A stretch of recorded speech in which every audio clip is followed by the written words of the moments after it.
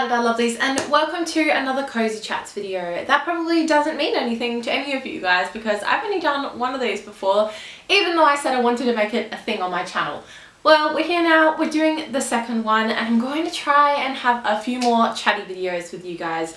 And boy oh boy do I have a story for you today. I'm trying to decide whether or not I want to put a face mask on while I do this video. Initially I was like, yeah, I'll do a face mask, but now I'm like, can I be bothered? And I'm not gonna lie, it's currently Monday. As you guys know, I filmed a CAMEL haul on Friday. All the stuff is still on the spare bed. I haven't moved any of it. So there is a face mask sitting right there waiting for me. I'm not gonna be lazy, I'm gonna do it. I'm gonna do it. Let's do it.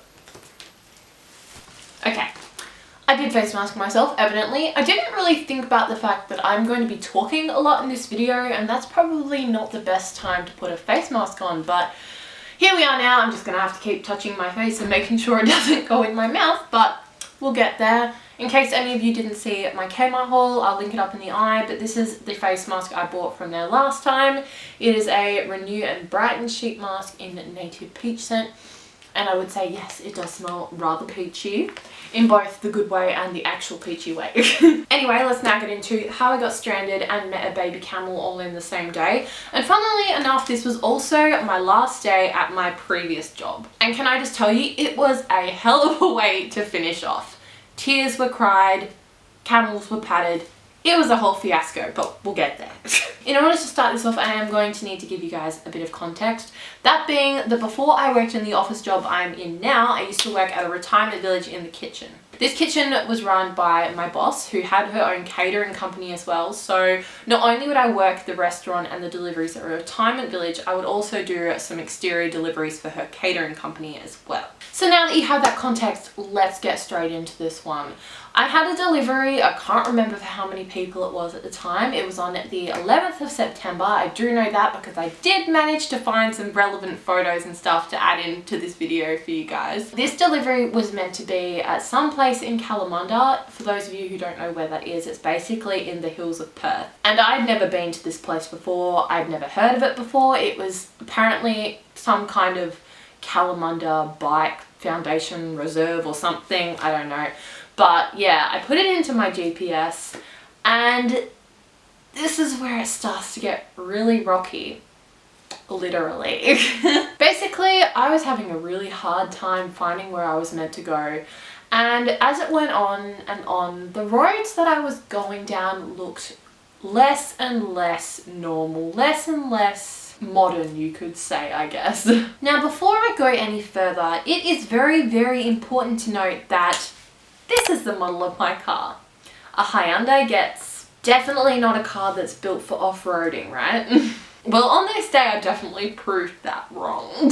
As I was trying to find my way to this place, my GPS was leading me further and further astray, and I ended up on roads that were literally four-wheel driving roads. And I'm talking full-blown rocky roads where you could like see in front of you all of these rocks and stuff. I don't know if you guys have had much experience, if any, doing four-wheel driving, but classic four-wheel driving tracks in a Hyundai Getz. I'm talking, I'm going up and down these hills.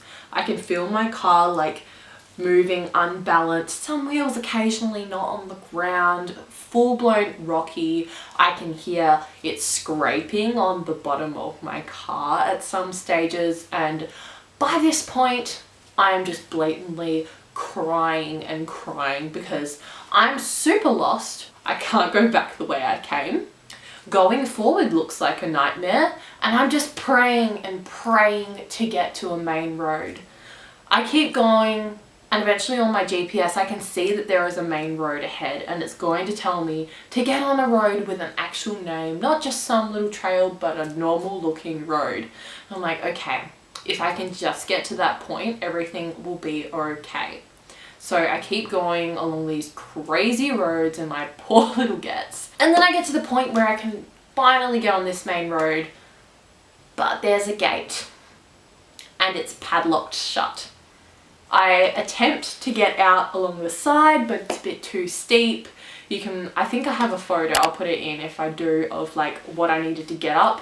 and also a little video of the gate that was keeping me where I was and stopping me from getting away from this horrifying event. I end up calling RAC because I think I'm going to need to get towed out. Also, just to add in another element, please don't forget the fact that I am currently on a delivery. Therefore, I also have food that needs to be delivered to our clients in the back of my car while all of this is happening. So I call Braden, who happens to have the day off of work, but he doesn't have his car because it's getting serviced, so he can't help me. My parents live 2 hours from Perth, so they couldn't help me. And I didn't know what to do. So that was pretty much why I ended up calling RAC, because I was like, I'm gonna have to get towed out of here. Like, what the heck else am I supposed to do? I've told them I don't even know where I am, so how the heck am I supposed to get them to find me? Another reason why I was obviously freaking out. But I tried to look on a map. I told them I was next to a main road at some stage, so if they had have come out to get me, they would have had to drive along this road to even find me. So you can see why stranded, lost, terrified, all of those words kind of apply to this situation. It was definitely an interesting last day at my job. Okay, before I move on, I'm going to take this off because it feels ready to take off. Let's just put that there. Fresh. Let's continue. Well, I guess by now you're probably wondering, how on earth does Angela manage to get herself out of this rather sticky situation? I could honestly only describe it as a freaking miracle. Although this was a bitumen road that I was trapped right next to and unable to get on, it was not any sort of main road, so I really wasn't expecting any cars to stop by, let alone drive past at all. But by some crazy, unbelievably glorious luck, the ranger for that area showed up. It's not like there was cameras around and he knew I was stranded there. It just so happened that he was doing his rounds, checking things out, and of course, if you see a Gets on the side of the road, somehow trapped behind a padlocked gate, that will attract your attention. Words cannot describe how relieved I was to see this man. I was literally sobbing.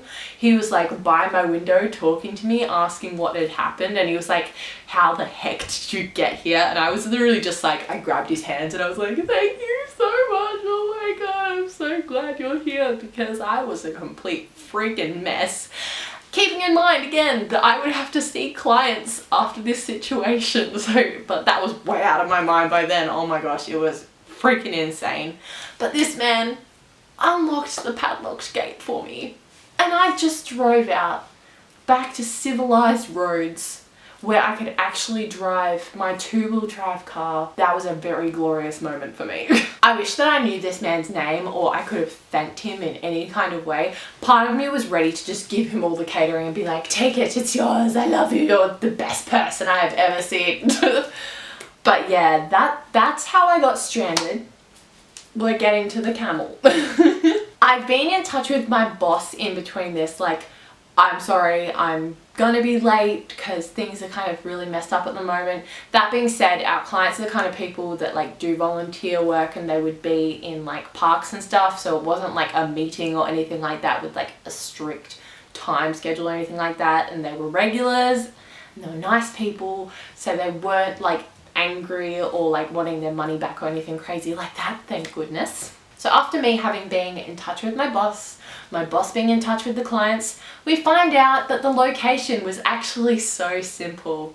It was Kalamunda Camel Farm. We have no idea why one of the other people had told us that it was like a bike reserve place, but if they had just told me in the first place, Kalamunda Camel Farm, I would have been able to get there like that. But yeah, when I got told that it was that simple, I was like, oh my god, I can't believe I went through all of that for nothing. Obviously, once I knew the actual address, I went to Kalamunda Camel Farm, I saw the regular client.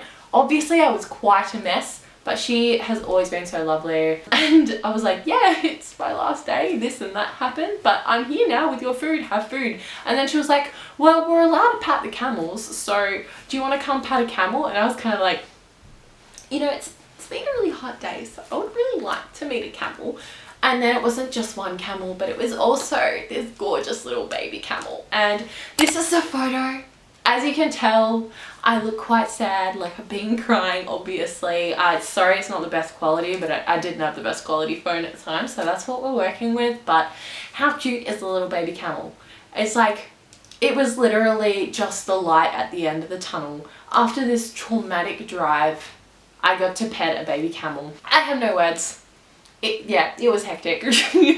So yeah, that's the story of the day that I got stranded and met a camel. That's me all done for today, guys. That is my story, and that is another Cozy Chats video done and dusted. I really hope that you enjoyed this one. Please do not hesitate to give it a massive thumbs up if you did. If not, just for the trauma that I went through to give you guys this story. Not that it was for this story, but anyway. If you are new here, hello and welcome. Probably a bit of a strange introduction to me, but if you would like to join us on a more permanent basis, you can hit the subscribe button to join our lovely Ladada family, and of course, ding that notification bell to be told when I bring out a new video. So ta-ta for now, guys. I hope that each and every one of you has an absolutely wonderful, gorgeous, beautiful, marvelous, spectacular day, and I look forward to seeing you next time. Ladada, love ya!